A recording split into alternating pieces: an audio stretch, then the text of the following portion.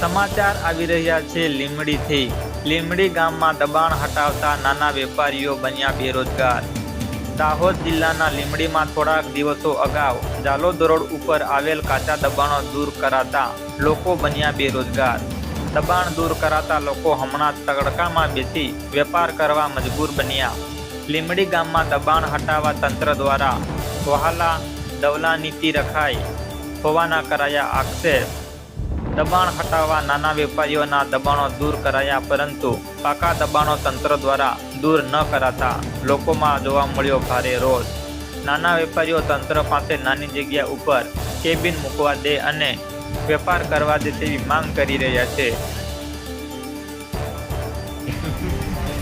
જાલોદ તાલુકાના લીંબડી નગરમાં ગ્રામ પંચાયત દ્વારા જે દબાણો દૂર કરવાનો એક અભિયાન ચાલુ કર્યું છે, આમાં ચોક્કસપણે તમે જોઈ શકો છો કે જે દબાણો દૂર કર્યા એ માત્ર ગરીબ લોકોના દબાણો દૂર કર્યા છે।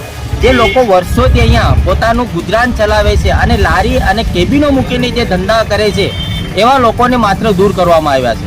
અને જ્યારે મોટા જે દબાણો, પાકા દબાણો છે, જે સરકારી જમીનો પર જે દબાણો છે, એ આજ દિન સુધી આ તંત્ર અને ગ્રામ પંચાયત દ્વારા એમને દૂર કરવામાં નથી આવ્યા। એટલે ચોક્કસપણે આમાં એક રીતે જોઈ રહ્યા તો મોટા લોકોને સાચવવાની અને ગરીબ લોકોને બેદખલ છે।